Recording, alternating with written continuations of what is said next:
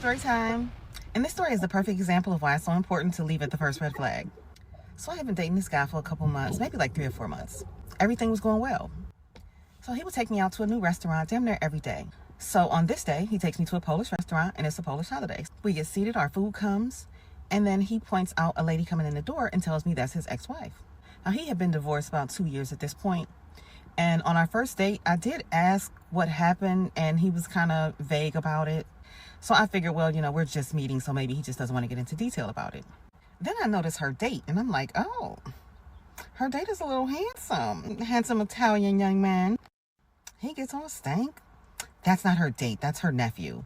And they're Polish, he's not Italian. Strike motherfucking one. So you knew she would be here. She's Polish. This is a Polish restaurant on a Polish holiday. So you brought me here. I didn't say this to him, but just what I'm thinking. So you brought me here hoping she would be here so that she could see you with me. I don't like that shit. So I'm like, well, why did y'all divorce again? What happened again? What had happened?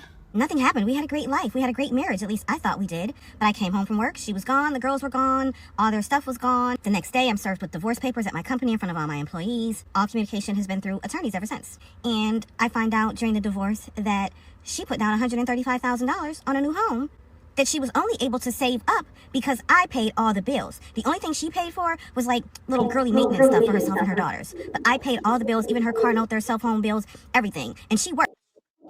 It was funny when I watched this video. I watched it earlier with my wife, and as soon as she was telling that story, me and my wife watching it together, and I stopped and I told my wife, I said, "You don't need to save up any money. You can just have all the money." I was like, "Just give me like a little bit of money so I can like get me like rent me out of like cool little house or something down the street." And I was like, "That's it." You got it. The money is yours. I'm good. I'll walk away. I'll start all over again. I'm good. And she was like, "Okay, just don't do anything stupid." And I was like, "Yeah, don't worry. I won't do anything stupid." I was like, "I am stupid. I do stupid shit every day, but I won't fucking, cross a line." And she was like, "All right." Worked. She made $70,000 a year, and she was saving her money so that she could leave me. The more he talked, the more it sounded like that woman escaped him, like a DV survivor escapes. What absolutely fucking did it was when he said, "Never again will I let a woman save up all her money so she can leave me while I pay all the bills." That's what he learned from losing his wife, to financially abuse the next one so she can't afford to leave. Oh, you're done. And you're blocked. So that was the last time he saw me. Fast forward about 8 months. This older white lady leaves a comment on one of my pictures on Facebook and says, "Check your messages, it's very important." So we're not Facebook friends, so I check my spam, I find the message, and she's basically just saying like, I come in peace, not looking for any drama. I just wanted to compare stories and see if you experienced any of the things that I'm experiencing with him right now. So I'm like, sure, I'm open to talking. She starts letting it all out. So she's like, I really don't have anybody to talk to about this. I hate to, burden you with all this mess, but I need to talk to somebody. So she says when she first met him, she was in the middle of, or at the end of a foreclosure process and losing her house. So she said she had been praying and praying and praying. And when she met him and she told him about it, he was like, "Oh, don't worry. You could just live with me." Say he got movers and everything, move all her stuff, and just, being Prince Charming and whatnot. And she said she thought God had answered her prayer with him by sending him to help her. So she loses her house, moves in with him. And shortly after that, her car breaks down. I think he did something to it, but whatever. She couldn't get to work. She loses her job. No, he does not live on a bus route. You have to have a car to live with him, for sure. So she says right around then, he starts abusing her and like straight up starving her. She said he bought another refrigerator, put it in the garage, and moved everything from the kitchen refrigerator into that refrigerator. Then put a lock on the garage door that he could lock with a key so that she can't get in and out of the garage. She said he took all the food out of the pantry. I know this is extreme. Don't get me wrong. Even I know men are diabolical, and I know this is extreme. But the premise of this, like how men act or whatever, in most cases, what he said about "I'll never let a woman save up" and da. Most men think like most, you know what I mean? Like most men have the capacity at the very least to think like that.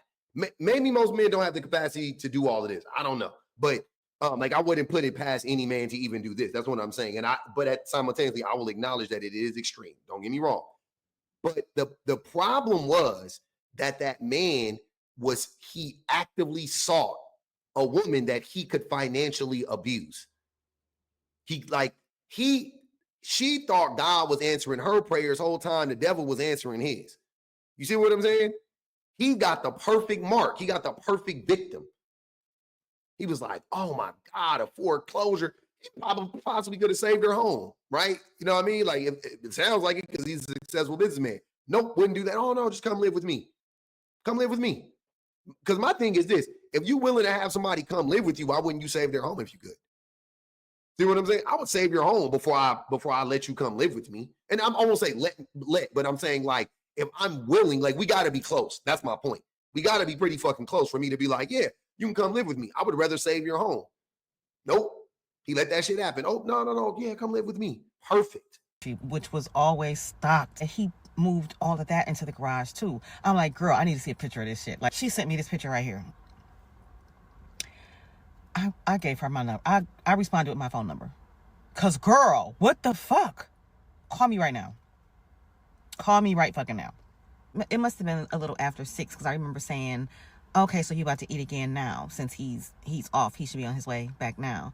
And she was like, well, he might not. Like, sometimes he goes on a date after work and then he may come back at like 10 at night, you know, after the restaurant closes. And then sometimes he may not come back. A date? He might go on a date? Or a date? Back until like 1 or 2 a.m. I'm like, a date? What? Huh?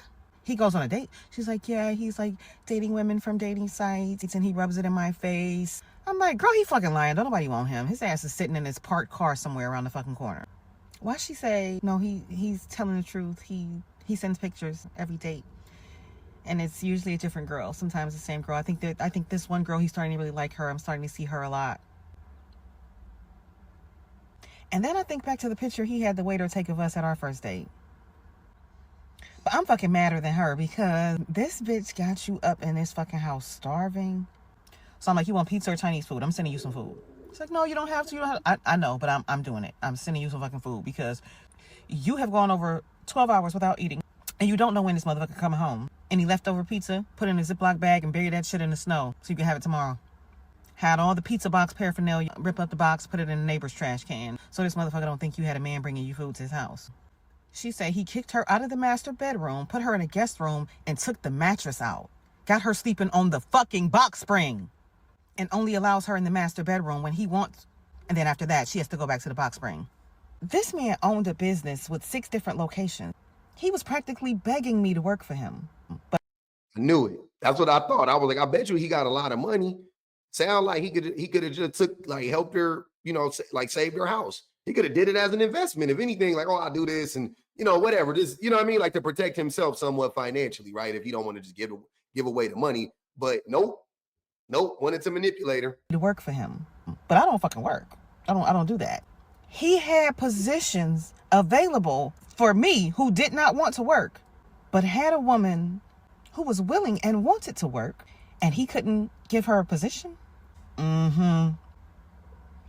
He meant what the fuck he said on that date. He was going to make sure his next woman could not afford to fucking leave him. He drove a Mazda every day, but he had a Porsche and an Aston Martin in his garage. Now, of course, I wouldn't even suggest she asked to drive either of those because he rarely drove them. He could have got her a fucking Hyundai, a Kia, a point A to point B car. Him just watching her struggle. She loses her job, loses her car, loses her home. She loses everything. And he just like, oh, you'll be all right. You can continue living in my house. You don't need a car. So we continued talking for the next couple of weeks. I kept sending food. And while talking to her, I realized, and I told her, he probably knew about your foreclosure before your first date. Because I'm just now realizing what the first red flag actually was. And it was on our first or second date. Somehow the topic of bankruptcy came up and I made an incorrect assumption about something. And instead of him just saying, no, that's not how bankruptcy works, he was like, you don't know anything about bankruptcy. You've never even filed. And I'm like, how do you know? And he's like, well, I look into anybody before I go on a date with them, don't you? And I'm like, yeah, but for like safety reasons. Like, I'm looking at criminal dockets, not civil. Like, why were you in my civil docket? He was in my civil docket because he was hoping to find a woman who was going through foreclosure, eviction, bankruptcy, a woman having financial problems who he could financially abuse. When women are looking into a date, it's for safety reasons. But when men are doing it, they're gathering intel so they can strategize on how to conquer and dominate that woman.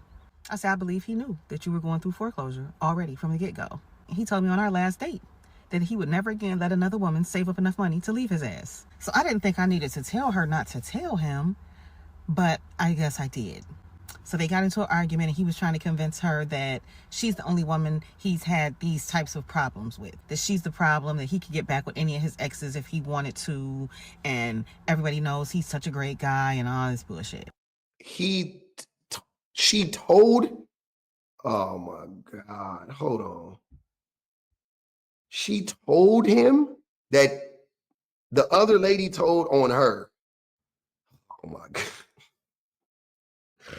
Jesus Christ. But as you can see how men are, if men spend this much time just actively trying to be a better human being as opposed to trying to like manipulate and scheme and plot against women, we could just be better people. Like all that effort and energy you put into being a terrible person, you could put a fraction of that into being a decent person, and you could be a decent person. Like you could just like not be that person, and you could be an exponentially better person than that person, than the person that's trying to prey upon a woman's a financial situation. You know what I'm saying? Like that's crazy. Like you could just not be that person. You could just not be that individual. Just that alone, you're winning. just that alone, you already like you're leaps and bounds ahead of most men, because most men would take advantage of any and every fucking thing they could to manipulate and to control a woman. But the fact that this dude like really sat back and found the time, took the time, and found a way to like a formula. He found a formula for it. Because that you know what I'm saying? Like, I'm gonna look for bankruptcies. I'm gonna look for, like, I remember on TikTok, I saw a video where it was saying it might have been a joke, but I don't take anything these dudes say as a joke.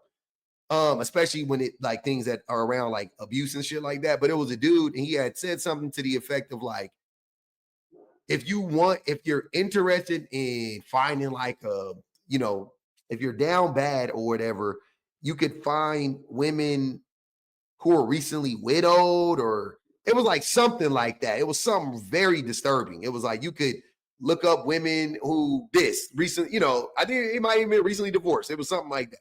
And I was just like, yo, that's crazy. But then I thought about it and I was like, he might have meant it as a joke. I don't fucking know. Like I said, again, I don't put anything past me, but I'm sitting there going, that's somebody's life. Like right now, currently, that is somebody's life. Like some dude is out there and he has taken advantage of some woman. He has preyed on some woman by just doing like a little bit of research on her, and he's like, got her. It's crazy. It's kind of like that movie Hitch, which was, I thought was a good movie at the time, you know what I'm saying? But then as I got older, I was like, what? That movie is disgusting and disturbing. That was crazy.